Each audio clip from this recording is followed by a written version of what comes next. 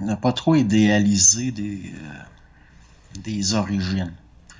Que savoir qu'il y a une source, qu'il y a de l'intelligence en dehors de l'ego humain, je veux dire de l'intelligence universelle, d'essayer de conscientiser ça. C'est déjà quelque chose, c'est-à-dire, si on peut dire, renouer avec ce qu'on appelait anciennement le père. Puis laisser faire les petits frères. Dans le sens que tous ces extraterrestres-là, je veux dire, toutes ces bébites-là, puis possiblement, oui, il y a différentes sortes, différentes origines. Il y en a même qui ont possiblement des mandats de gestion planétaire. Mhm. Parce que c'est difficile, sur certains plans, il y a des tâches que des humains peuvent pas faire.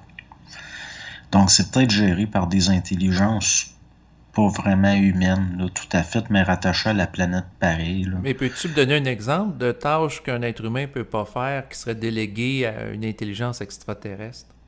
Ben, un humain peut pas choisir sa programmation. Ben, un humain peut pas choisir sa programmation.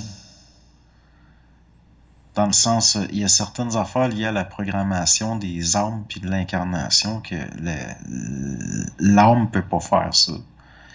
Ça va être lié à des lois de logique, mais il faut que ça soit administré quand même.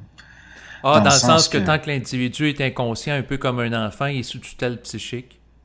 ben oui, je veux dire, l'âme va pas, l'âme va être inconsciemment attirée par les aspects gravitationnels, mais au sens, c'est pas au sens matériel, là, mais genre, les âmes vont s'incarner, chutent dans la matière, il y a comme une attirance qui fait penser à la gravité terrestre, mais qui en est pas.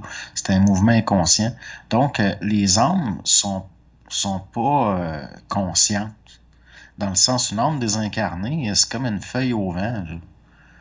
Je veux dire, il faut qu'il y ait une coordination s'il y a des programmations puis qu'il y a des plans. Je veux dire, dans le sens que sinon, les âmes peuvent pas être laissées à elles-mêmes parce que c'est pas dans leur nature.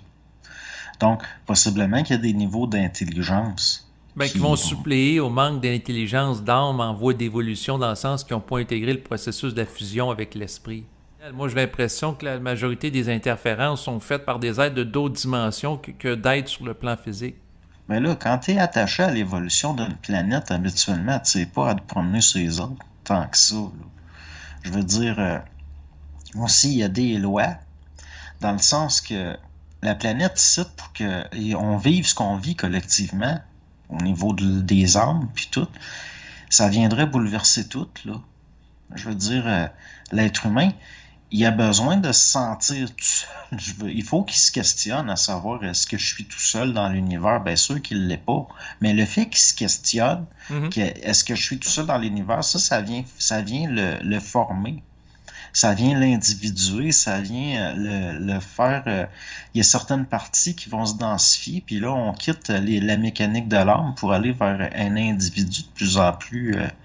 Il va se créer une identité réelle à partir de l'angoisse existentielle. Là, il faut que l'être humain connaisse l'angoisse existentielle pour finir par exister vraiment d'une certaine façon. Fait que c'est correct. C'est correct que l'être humain soit pas au courant de tout.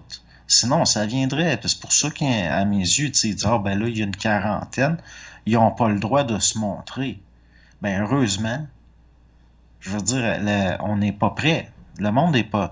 Si toutes ce qu'il y a de bébites puis de cochonneries se met à se montrer, le monde, ils vont être en belle peur, ça va. Il y en a, ils vont devenir fous. Je suis persuadé que souvent, il n'est pas question non plus d'extraterrestres. Je veux dire, à mes yeux, ça vient d'ici. Ça vient de la planète. Je me demande si c'est pas l'être humain qui n'a pas été implanté ici.